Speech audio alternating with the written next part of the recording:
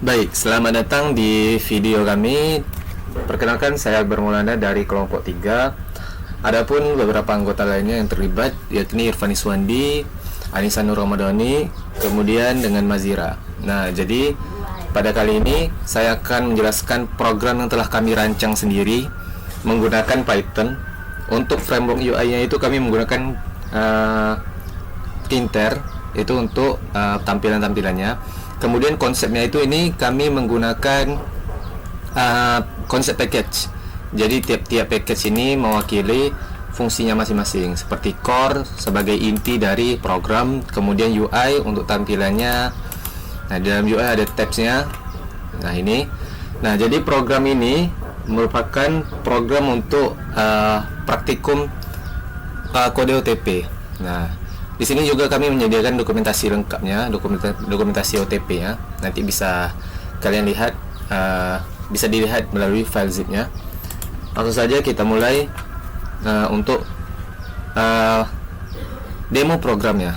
Nah, di sini langsung ketikkan Python main.py. Nah, beginilah tampilannya. Jadi ada sekitar 6 menu. Kemudian bagian analisis nih untuk menjawab soalnya. Ini cuma bagian bonus lah untuk kami tampilkan. Jadi cara menggunakan programnya ini cukup simple. Kita cukup memasukkan plain text-nya. Misalnya aku anak sehat. Nah, di sini kita bisa memilih ini, mau membuat key sendiri atau membuat key secara otomatis. Di sini ada generate key secara otomatis. Nah, kalau membuat key sendiri itu syaratnya itu harus tidak boleh kurang dari jumlah plain text-nya untuk key. Nah, jadi kalau misalnya di sini ada 14 karakter nih, terlihat nih 14 karakter, kita juga harus membuat key sebanyak 14 karakter. Apabila kita membuat key yang lebih kurang, misalnya gini. Nah, kalau misalnya kita buat gini, terus kita enkripsikan untuk menjadi ciphertext, maka program akan menjalankan validasi gagal karena panjang key 3 karakter, lebih pendek dari plain text. Nah, emang ini merupakan syarat OTP. Jadi OTP itu tidak boleh, kode OTP itu key-nya itu tidak boleh lebih kecil daripada plain text. Nah, bisa kita langsung generate key di sini. Nah, hasilnya adalah karakter acak yang digunakan sebagai key-nya. Kemudian didapatkanlah ciphertext hexagonal dalam format hex. Kemudian kita langsung menggunakan proses deskripsinya. Di sini ada ciphertext-nya, kita copy. Nah, ini ciphertext. Untuk key-nya kita copy juga. Ctrl C. Nah, kalau kita mendeskripsikan ya, nah didapatkanlah plain text yang benar. Nah, apabila kita masih mau menggunakan key ini, kita coba ya, misal aku anak ayah. Nah, kalau kita enkripsikan, maka program akan menampilkan hal seperti ini. Key sudah pernah digunakan, karena konsep dari OTP ini adalah sekali pakai, seperti namanya ini, one time pad. Artinya cuma bisa sekali digunakan gitu. Jadi kita harus membuat key baru, generate key baru di sini. Nah, baru enkripsi berhasil. Inilah hasil enkripsinya. Oke. Kemudian di sini ada bagian generator key atau generator kuncinya. Nah, kalau misalnya kita mau membuat membuat key-nya aja, bisa menggunakan program ini. Misal panjang key-nya itu kita buat 20. Kalau memang panjang plain text-nya itu atau pesannya itu atau hal yang mau kita enkripsikan itu sangat panjang, 20 karakter, bisa kita gunakan ini. Kemudian hasilnya seperti ini. Dan program ini akan mencatat key yang pernah dibuat. Jadi key ini tidak akan bisa digunakan lagi gitu. Jadi cuma sekali pakai. Nah, seperti konsep yang telah saya jelaskan tadi. Nih. Nah, ini bisa langsung disalin key-nya, atau kita langsung hapus riwayatnya saja untuk bisa menggunakan key yang telah digunakan sebelumnya. Namun itu tidak direkomendasikan ya. Kemudian di sini ada bagian eksperimen. Nah, di eksperimen satu ini adalah perfect secrecy. Nah, jadi pada eksperimen satu ini langsung kita coba ya. Bentar. Nah, pada eksperimen ini sistem tuh ingin menunjukkan tuh untuk ciphertext yang sama kita bisa membuat plain text apapun dengan memilih key yang sesuai. Nah, ini sangat penting nih karena attacker itu bisa melihat ciphertext, tapi ciphertext itu cocok dengan banyak pesan yang berbeda. Nah, nih seperti yang terlihat pada program-program ini. Plain text asli itu rahasia penting. Nah, untuk key, ini key yang asli ya, key yang asli itu ada seperti ini. Kemudian ciphertext yang dihasilkan adalah seperti ini. Ketika seorang penyerang atau hacker atau orang yang tidak berwenang, yang tidak memegang key ini, dia mencoba untuk mendeskripsikan hasil ini dengan key yang dia gunakan atau key yang kedua, atau menggunakan key yang ini, maka hasil deskripsinya itu adalah ini. Nah, inilah hasil deskripsinya. Jadi hasil deskripsi ini valid dengan ciphertext ini. Namun nilainya tidak benar untuk pemegang rahasia sebenarnya. Jadi tiap hasil deskripsinya itu valid, namun belum tentu benar gitu. Nah, ini dijelaskan juga mengapa perfect secrecy ini sangat penting. Mengapa ini perfect secrecy? Karena setiap ciphertext itu compatible dengan semua plain text. Nah, ini seperti yang saya jelaskan tadi. Nah, kemudian ciphertext yang dihasilkan yang ini tidak memberikan info apapun dari yang ini ciphertext ini tidak memberikan info apapun. Nah, kemudian OTP ini terbukti secara matematis unbreakable kecuali kalau orang tersebut sudah menemukan key ini. Nah, jadi kalau key ini sudah dipegang oleh pihak yang tidak berwenang, maka dia bisa mendeskripsikan hasil kode rahasianya menjadi seperti ini. Oke, kita lanjut ke eksperimen kedua. Nah, jadi di eksperimen 2 ini fokusnya itu apa yang terjadi jika aturan OTP itu dilanggar gitu. Ya. Nah, nih pada layar terlihat untuk plain text 1 itu serang besok pukul 6:00. Nah, plain text yang kedua itu mundur besok pukul 12:00. Nah, dan keduanya itu menggunakan key yang sama.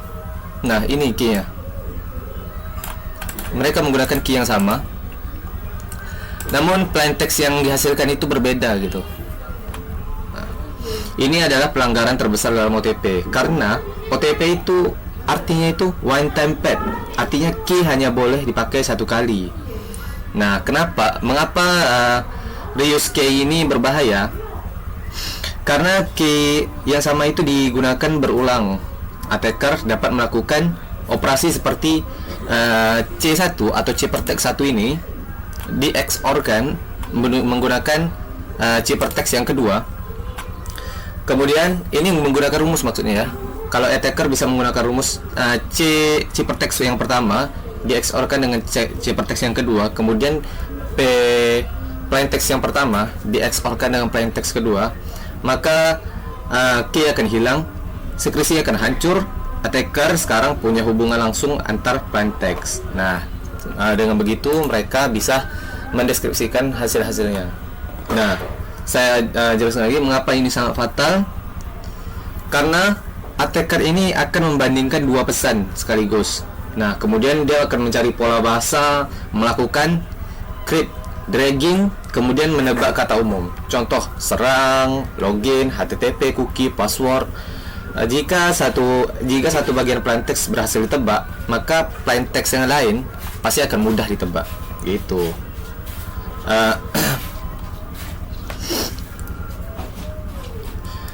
Mungkin kalian kurang familiar dengan apa itu crypt dragging. Jadi crypt dragging itu dapat memecahkan kedua pesan sekaligus. Caranya itu seorang attacker akan menebak kata umum, kemudian XOR tebakan dengan hasil XOR ciphertext, bisa menggunakan program atau perhitungan, kemudian melihat apakah hasilnya masuk akal. Nah, contoh sederhananya, attacker curiga ada kata besok. Karena dua plaintext punya struktur bahasa Indonesia, attacker mencoba XOR kata itu. Jika hasil valid, maka terlihat valid. Maka posisi plaintext mulai diketahui sedikit demi sedikit. Kedua pesan kemudian akan terbuka. Oke, sekarang jelas ya mengapa tidak boleh menggunakan key yang sama dua kali. Kemudian di eksperimen 3 ini, random versus non random. Nah, kenapa key OTP ini harus benar-benar random? Nah, pada di sini terlihat nih. Oke, saya besarkan dulu. Nah, ini menjelaskan mengapa key itu harus random. Jadi prinsip utama key ini harus tidak bisa diprediksi, kemudian distribusinya acak dan entropi tinggi. Dengan begitu, ciphertext yang dihasilkan maka akan lebih kuat dan tidak mudah ditebak gitu. Nah, di sini terlihat key yang lemah ini menggunakan pola alfabet berulang dari A sampai X. Kemudian di sini key yang random. Ini bisa dibandingkan. Di sini ada kesimpulannya. Kalau key random itu distribusi ciphertext seragam uniform. Kemudian kalau key lemah itu polanya terlihat gitu, rentan di analisis frekuensi. Dan karena seharusnya ciphertext itu tidak punya pola, jadi distribusi uniform. Kemudian distribusi uniform. Kemudian sulit dianalisis statistik. Mengapa pola yang tidak random itu sangat itu berbahaya? Karena jika OTP bergantung penuh pada randomness, jika key dapat ditebak memiliki pola entropi rendah, maka attacker itu bisa memprediksi sebagian key dan melakukan frekuensi analisis, melakukan probabilistic attack atau kemungkinan menyerang. Jadi yang dibutuhkan di sini adalah ciphertext yang benar-benar terlihat random seperti yang ada di sini gitu. Kemudian di sini ada binary XOR. Jadi program ini akan menampilkan visualisasi binar. Ini untuk poin bonus ya yang diberikan oleh dari tugasnya. Itu akan otomatis melakukan visualisasi XOR binar. Lebih jelasnya kita langsung tes di sini ya. Nah, ini adalah hasil dari visualisasi XOR binar untuk plaintext hello dan key EK garis miring 2. Nah, di sini terlihat proses-prosesnya untuk tiap karakter. Ini ada 5 karakter ya.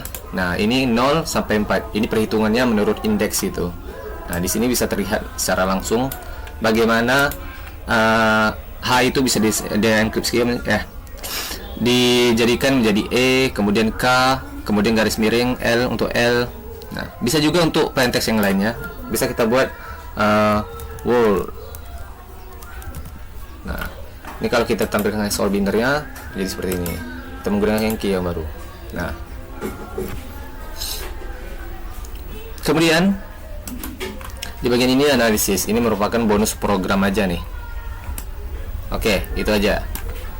Jadi ini akan kami kirimkan secara langsung nanti, atau bisa hubungi kami untuk melihat hasilnya, untuk melihat program yang sebenarnya. Oke, sekian dari kami kelompok 4. Lebih kurangnya mohon maaf. Wassalamualaikum warahmatullahi wabarakatuh.